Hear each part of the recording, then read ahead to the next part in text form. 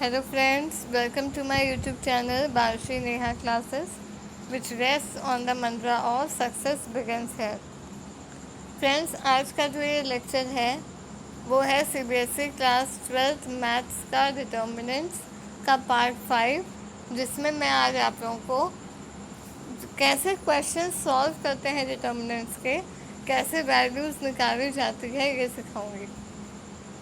ठीक है, till then we have talked about the 4 lectures, जिसमें पास 4 लेक्चर्स में मैंने आपको डिटर्मिनेंट्स क्या है, ऑर्डर 1 क्या है, ऑर्डर 2 क्या है, ऑर्डर 3 क्या है, माइनर क्या है, कोफैक्टर क्या है, कैसे निकाला जाता है माइनर और कोफैक्टर से, ऑर्डर 3 वाले डिटर्मिनेंट्स की वैल्यूज़, ये सिखा दिया है। साथ ही जितनी भी प्रॉपर्टीज़ होती हैं, 8 प्रॉपर्टीज़ हैं, वो मैंने सिखा दिया है। और आज जो लेक्चर है वो है क्वेश्चंस को कैसे इवैल्यूएट करना है, सॉल्व करना है। ठीक है, तो अगर फ्रेंड्स आप लोगों को याद हो, जो मेरे चैनल को फॉलो कर रहे हैं, जिन्होंने मेरा लास्ट वीडियो देखा है, पहले तो मैं सबको सजेस्ट करूँगी कि ये वाला लेक्चर जब पहली बार देख रहे हैं वो प्लीज़ पुराने वीडियोज़ को जाकर चेकआउट कर दीजिए। मैं उनके लिंक आपको डिस्क्रिप्शन बॉक्स में प्रोवाइड कर दूँगी। और साथ ही में प्लेलिस्ट भी मैंने बनाई हुई है CBSE क्लास 12th मैथ्स की, आप उसको भी जाके चेकआउट कर सकते हैं। फ्रेंड्स, मैंने लास्ट वीडियो में आप लोगों को बताया था कि डिटर्मिनेंट्स को सॉल्व करने के 2 तरीके हैं। इधर जो कन्वेंशनल तरीका है, जिसमें हम माइनर को फैक्टर निकाल कर सॉल्व करते हैं बाय रो या बाय कॉलम, वैसे कर सकते हैं, या फिर 8 प्रॉपर्टीज़ हैं जिनका यूज़ करके भी हम क्वेश्चन को सॉल्व कर सकते हैं, डिपेंडिंग अपॉन द क्वेश्चन कि क्वेश्चन आपका कैसा आ रहा है।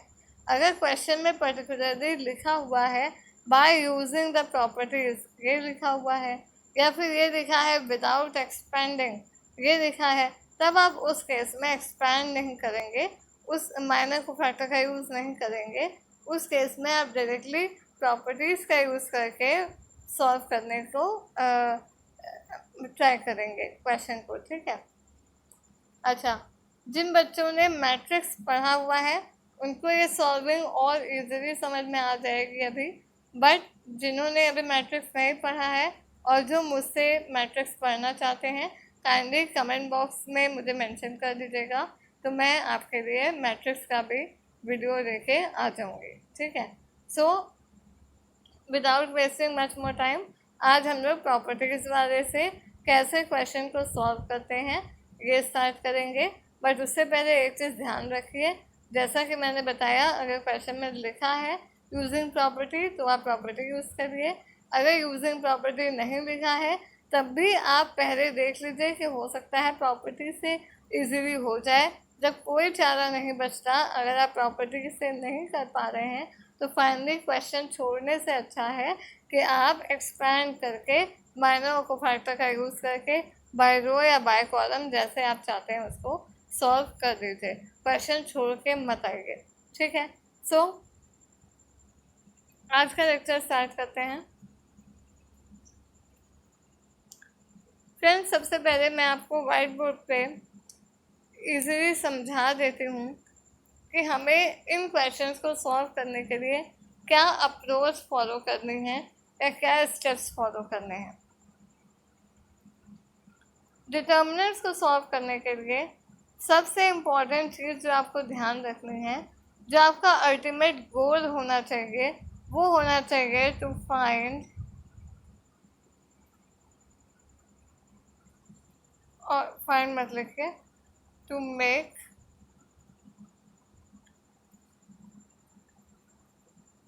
Maximum number of zeros in a row और कॉलम। ये आपका अल्टीमेट गोल होना चाहिए। मतलब आपको सबसे पहले ध्यान देना है कि आप किस तरीके से किसी भी एक रो में या किसी भी एक कॉलम में मैक्सिमम नंबर ऑफ ज़ीरोज़ ला सकते हैं। यही आपका अल्टीमेट गोल है। अब ये ज़ीरो लाने के लिए बहुत से तरीके हैं। क्या तरीके हैं वो मैं अब आपको समझा रही हूँ, ध्यान दीजिए।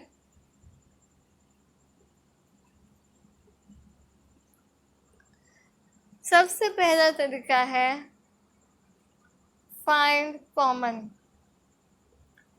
अगर आपको कॉमन दिख रहा है कुछ, कॉमन माने क्या? कॉमन माने कोई भी एक रो में या कोई भी एक कॉलम में अगर कोई चीज़ रिपीट हो रही है, मान लीजिए कुछ आइटम है 2 2 2, ठीक है, तो आप इस पूरे कॉलम से 2 बाहर ले लेंगे और अंदर जितना मल्टीपल बच जाएगा वो छूट जाएगा, ठीक है। या फिर अगर कोई रो में कोई चीज़ आपको कॉमन दिख रही है तो वो आप बाहर ले लेंगे, ठीक। तो पहली चीज़ ये है कि आपको सबसे पहले कॉमन ढूंढना है। क्या आपको कुछ कॉमन दिखाई दे रहा है किसी भी रो में या किसी भी कॉलम में? ज़रूरी नहीं है कि एक ही रो में हो सकता है सभी रो में हो सकता है सभी कॉलम में हो। तो अल्टीमेटली आपको पहला स्टेप यही करना है कि पहले आपको कॉमन ढूंढ लेना है, ठीक है। नेक्स्ट स्टेप है या नेक्स्ट अप्रोच है, कॉमन ढूंढने के बाद आपको किसी भी एक रो में या फिर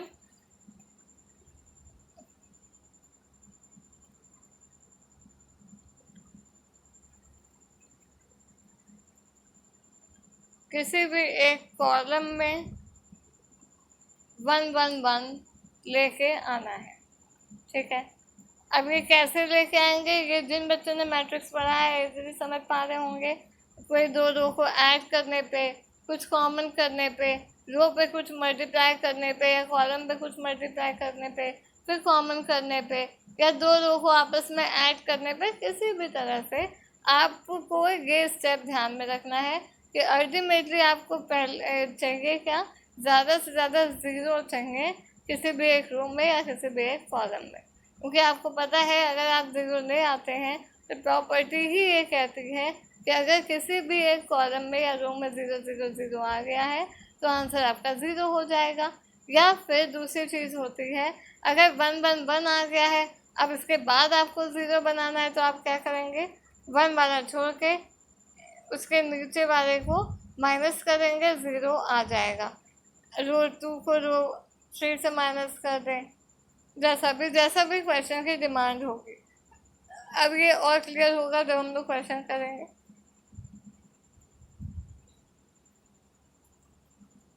थर्ड मोस्ट इम्पॉर्टेंट चीज़ है, कोई भी दो रो को या दो कॉलम को आप आइडेंटिकल बना दीजिए। आइडेंटिकल माने सेम बना दीजिए। अब सेम बनाने के लिए हो सकता है कुछ मल्टीप्लाई करना पड़ जाए, हो सकता है कॉमन करते ही आपको कुछ चीज़ें, कोई रो या कोई कॉलम सेम दिख जाए, या फिर ऐड या सब्ट्रैक्ट करने पे कोई रो या कोई कॉलम आपको आइडेंटिकल दिख जाए। तो अगर आपको ये दिख जाता है तब भी आपको पता है प्रॉपर्टी मैंने पढ़ाई हुई है, सेकंड प्रॉपर्टी थी ये, क्या थी कि अगर कोई भी दो रो या दो कॉलम आइडेंटिकल हो जाएगी या सेम हो जाएगी तो उस पूरे डिटर्मिनेंट की वैल्यू 0 आ जाएगी, ठीक है। तो यही कुछ बातें हैं जो आपको ध्यान में देने हैं। तो फर्स्ट स्टेप था आपका कॉमन निकालना,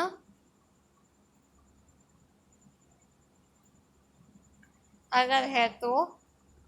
सेकंड था 1 1 1 बनाना। थर्ड था इस 1 1 1 का यूज करके जीरोस बनाना।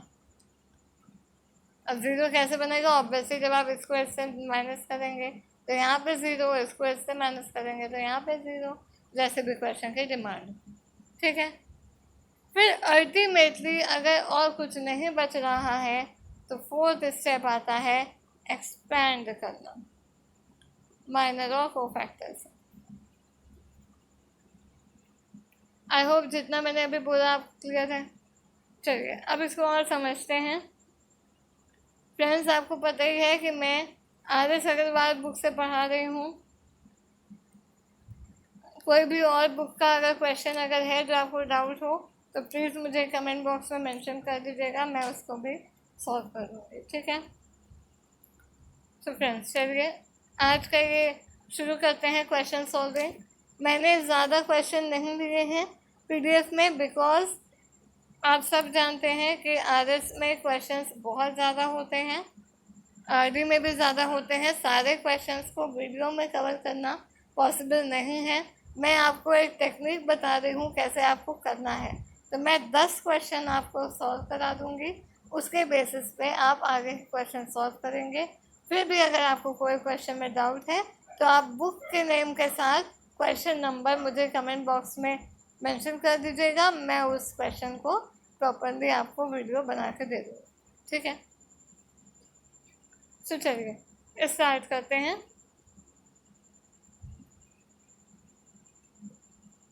ये है हमारा फर्स्ट एग्जाम्पल, देख रहे हैं,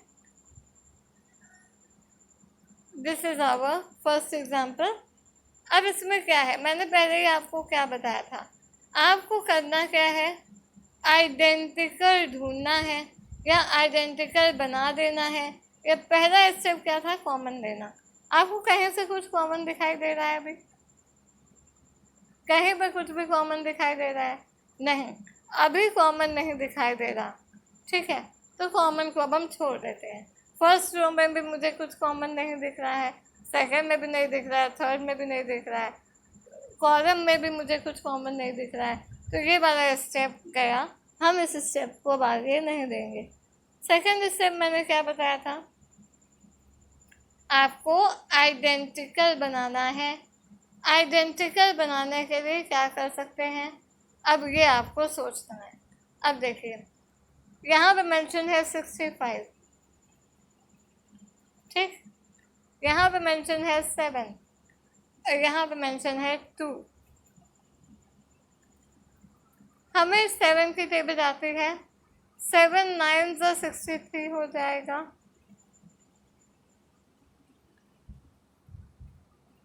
ठीक है। 8 9 72 हो जाएगा, 9 9 81 हो जाएगा, क्योंकि हम सबको एक ही से मल्टीप्लाई करेंगे, अलग अलग से तो करेंगे नहीं। जब 9 से मल्टीप्लाई कर दें और फिर उसके बाद अगर हम इन दोनों को माइनस करें तो इस जगह पे आपका क्या बचेगा, 2। 75 माइनस 72 बचेगा 3। 86 माइनस 81 आपका बचेगा 5, ठीक है। तो हमने देखा C1 और C3 कॉमन आ जाएगी। इतना ये दिमाग आपको लगाना पड़ेगा। 12th है, सब कुछ इजीली नहीं आ जाएगा, थोड़ा सा आपको सोचना पड़ेगा। बट हाँ, ये जो चैप्टर है ये प्रैक्टिस मांगता है। जैसे ट्रिग्नोमेट्री आपका प्रैक्टिस मांगता है, एक दिन में नहीं आता, बट बाद में जब आप करने लगते हैं तो हाथ सेट हो जाता है। वैसे ही डिटर्मिनेंट्स और मैट्रिक्स की सॉल्विंग भी है, ठीक है। आप जितना इसको ज़्यादा से ज़्यादा डेली प्रैक्टिस करेंगे उतना आपको अंदाज़ा लग जाएगा कि आपको कब क्या करना है। फिर भी अगर कुछ नहीं हो पाता, जैसे इस क्वेश्चन में लिखा है कि इवैल्यूएट, यहाँ पे प्रॉपर्टी यूज़ करना है कि नहीं करना है, नहीं लिखा है। तो अगर आप ये दिमाग नहीं लगा पा रहे हैं तो अगर आप डायरेक्टली एक्सपैंड भी कर देंगे तो आपका आंसर गलत नहीं होगा, ठीक है। तो चलिए यहाँ पे हमने क्या लगाया, हमने यहाँ पे स्टेप लगाया C3 को हमें चेंज कर देना है C3 माइनस 9C2 से, ठीक है। देखिए यही यहाँ पे मेंशन है ना। अब जैसे ही आपने किया आपकी ये वैल्यू आ गई, आपने देखा ये भी सेम है, ये भी सेम है, आंसर 0, क्योंकि आपको पता है कोई भी 2 रो या 2 कॉलम सेम हो जाती है, आइडेंटिकल हो जाती है, तो सेकंड प्रॉपर्टी या सेकंड थ्योरम के अकॉर्डिंग आंसर 0 हो जाएगा, ठीक है। नेक्स्ट क्वेश्चन पे आते हैं। ये देखिए, ये है आपका नेक्स्ट क्वेश्चन। क्या प्रूव करना है? ज़ीरो। अब ज़ीरो प्रूव करने का सिंपल तरीका क्या होता है? कोई भी एक रो या एक कॉलम ज़ीरो आ जाए, या फिर कोई भी दो रो या दो कॉलम आइडेंटिकल आ जाए तो आंसर ज़ीरो आ जाएगा। ये आपको पता है ना? चलिए करके देखें। मैं 2 मिनट के लिए वेट कर रही हूँ, थोड़ा सा आप भी दिमाग लगाइए कैसे हो सकता है ये।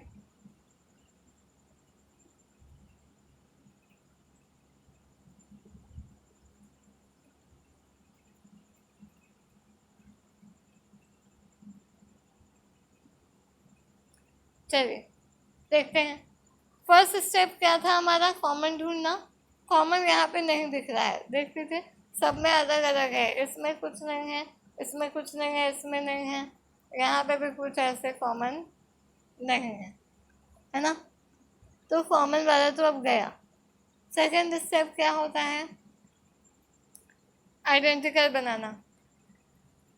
हो रहा है, कुछ आइडेंटिकल दिख रहा है आपको बनाने के लिए। नंबर्स दिए होते तो कुछ जोड़ तोड़ कर देते, बट यहाँ पे कुछ भी आइडेंटिकल बनता दिख रहा नहीं है, क्योंकि a माइनस बी है, यहाँ b माइनस सी है, सब अलग अलग है। तो हम आइडेंटिकल कैसे बनाएंगे?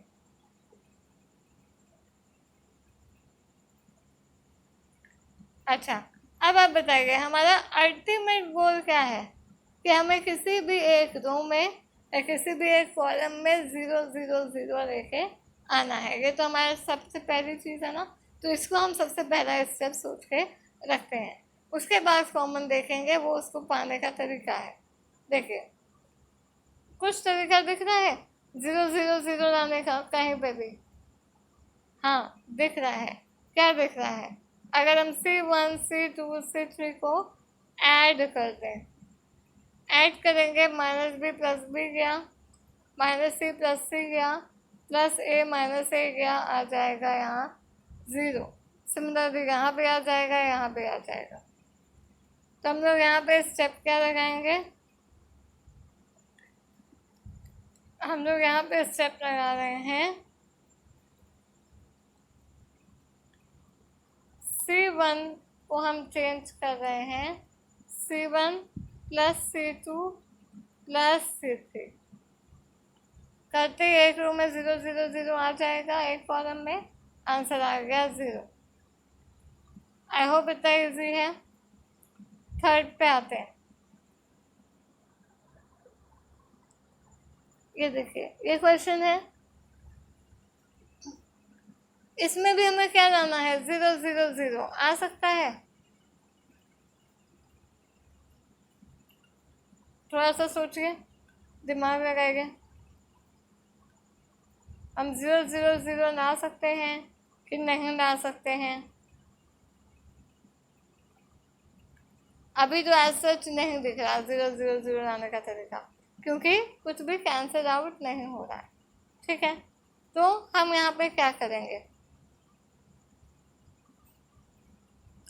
फर्स्ट स्टेप क्या था?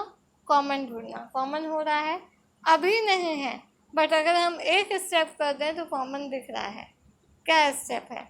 अगर हम इसको ऐड कर दें, इसको ऐड कर दें, इसको ऐड कर दें, तो इस जगह पे सब में ए प्लस बी प्लस सी आ जाएगा, आएगा। और जैसे ही ए प्लस बी प्लस सी कॉमन आएगा, यहाँ पे आ जाएगा वन वन वन। अब ये भी वन वन वन, ये भी one one one, answer zero.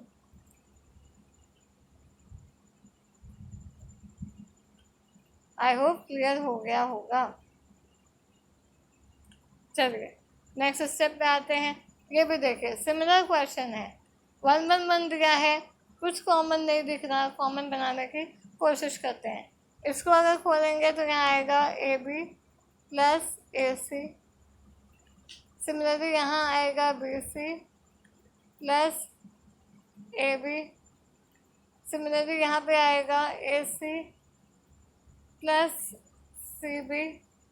और अगर हम इस जगह पे ये वाला कॉलम ऐड कर देते हैं तो यहाँ पे बी सी ऐड होगा, यहाँ पे सी ए ऐड होगा और यहाँ पे ए बी ऐड होगा। अब तीनों में देखिए A B plus A C plus B C, A B plus A C plus B C, A B plus A C plus B C, तीनों में आ गया। कॉमन कर देंगे यानी बाहर ले आएंगे,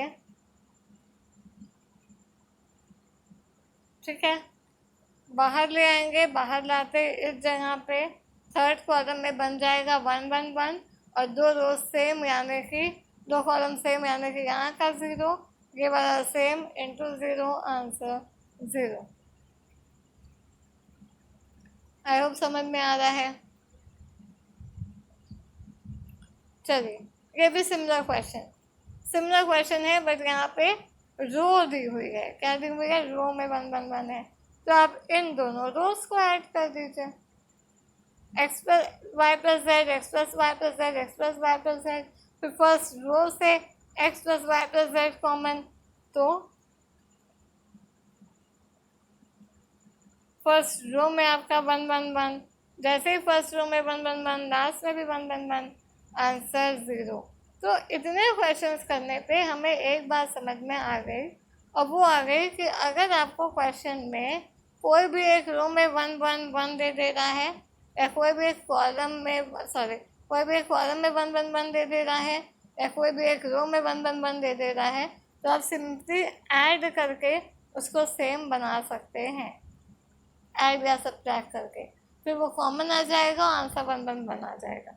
ये आपका एक तरीका हो गया। अब ये प्रैक्टिस करने से समझ में आता है, ठीक है।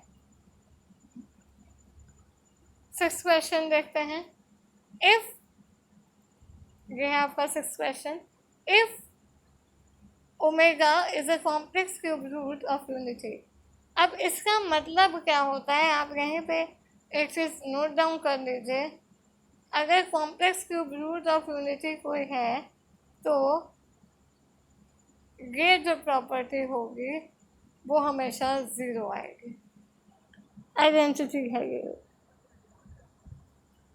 कोई भी एक वेरिएबल या कोई भी एक आइटम को अगर वो बोल रहा है कि वो complex cube root of unity है, तो उसका मतलब होगा कि अगर हम ये आइडेंटिटी लगा दें तो आंसर 0 आएगा, ठीक है। तो मतलब अब हमें ये समझ आ गया कि हमको किसी भी तरह से ये लेके आना है।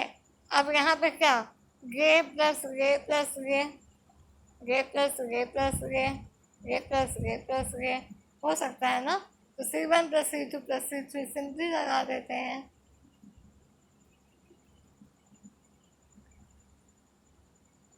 आप C1 plus C2 plus C3 भी लगा सकते हैं और आप R1 plus R2 plus R3 भी लगा सकते हैं। क्यों? क्योंकि यहाँ पे भी अगर आप करेंगे तो सेम ही आएगा, ठीक है। इन्होंने R1 plus R2 plus R3 किया है, तो यहाँ पे आ गया, यहाँ पे आ गया, यहाँ पे आ गया, ये 0, ये 0, ये 0, कोई भी एक रो या कॉलम 0 0 0 हो जाती है तो आंसर आ जाता है हमारा 0। अगर हम कॉलम लगाते तो इस जगह पे 0 0 0 आ रहा होता। आई होप इजी है। नेक्स्ट पे आते हैं, द मोस्ट इजीएस्ट क्वेश्चन क्या है। हमारा पहला स्टेप क्या था, कॉमन देखना है। कॉमन दिख रहा है यहाँ पे, क्या कॉमन दिख रहा है, 3x। 3x जैसे ही कॉमन किया यहाँ 2, क्या, क्योंकि 3 2 6x, 3 3 9x, 3 4 12x, R1 और R3 कॉमन हो गया, आइडेंटिकल हो गया, आंसर 0।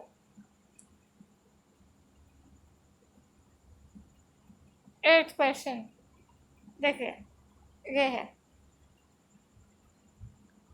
अब देखिए यहाँ पे ये 1 1 1 है, लेकिन हमें चाहिए क्या, एक्स वाई चाहिए। अब जो चाहिए उसको पहले देख लीजिए। 0 चाहिए होता तो हम लोग नॉर्मली ऐड या सब्ट्रैक्ट जैसे पहले कर रहे थे वो कर रहे होते, बट यहाँ पे एक्स वाई चाहिए। अब एक्स वाई हमारा यहीं पे दिख रहा है ना, तो हमें पता चल गया कि हमें एंड में इसको एक्सपैंड करना ही पड़ेगा, तभी इन दोनों को मल्टीप्लाई करने पे एक्स और वाई आएगा मल्टीप्लिकेशन में। ठीक है, अब मैंने आपको पीछे बताया था कि अगर आपको 2-3 स्टेप बताए थे, कॉमन लेना, कॉमन लेने के बाद 1 1 1 बनाना, और अगर 1 1 1 बना हुआ दिख रहा है तो उसके बाद आपको 1 के बाद की चीज़ों को 0 बनाना है ना, ये बताया था। लेकिन पीछे हम लोगों ने ऐसा क्यों नहीं किया, क्योंकि वहाँ पे आंसर हमें 0 चाहिए था, तो हम लोगों ने कॉमन करके देख लिया था, ऐड करके कॉमन आ रहा था तो आंसर हमारा 0 आ गया। बट यहाँ पे हमें आंसर 0 नहीं चाहिए, मतलब हमें 2 रोज को आइडेंटिकल करने से काम नहीं चलेगा, एक्सपैंड करना पड़ेगा। तो एक्सपैंड करने के लिए हमें पता है 1 1 कॉमन देखा नहीं हो रहा है, फिर उसके बाद 1 1 1 बनाना है। अब इसमें ऑलरेडी बना हुआ है तो हमें बनाना नहीं पड़ेगा। अब 1 1 1 बनाने के बाद हमें 1 से 0 बनाना होता है, तो वो हम करके देख लेते हैं। 1 से 0 कैसे आएगा,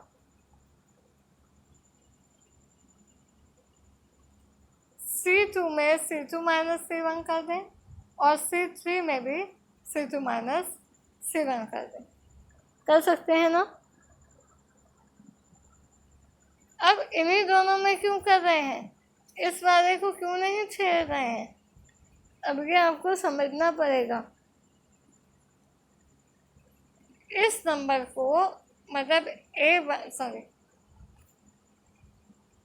हम लोग A11 को छेड़ क्यों नहीं रहे हैं, क्योंकि हमें इन दोनों को अल्टीमेटली क्रॉस मल्टीप्लाई करना है, और वो तभी होगा जब हम C1 को चेंज नहीं करेंगे, 1 ये वाला बाहर रहेगा, तभी तो हम इसके नीचे का हटाएंगे, इसके नीचे का हटाएंगे और इन दोनों को करेंगे,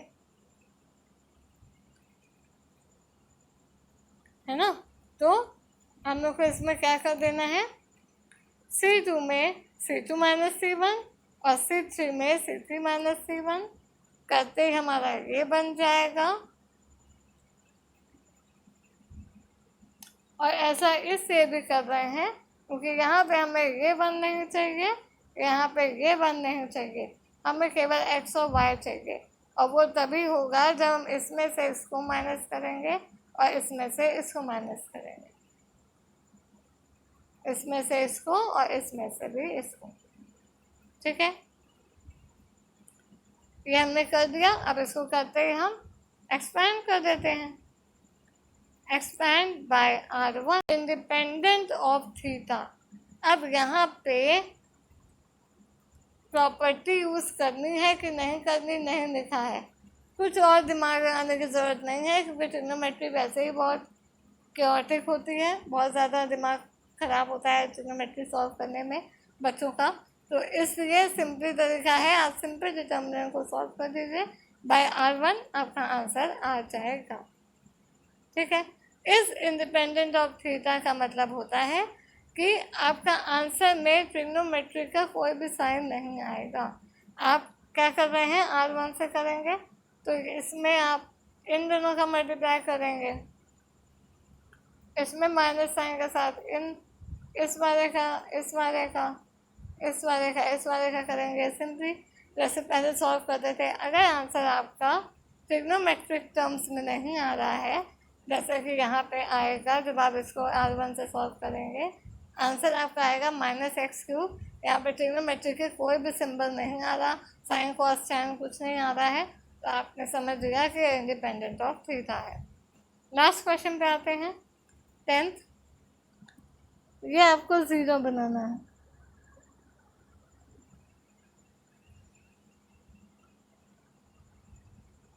है ना, 0 बनाना है ना, सिंपली सॉल्व कर दीजिए। मैंने पहले बताया ट्रिग्नोमेट्री का क्वेश्चन है, ज़्यादा प्रॉपर्टीज में जाने आपका आंसर आ जाएगा।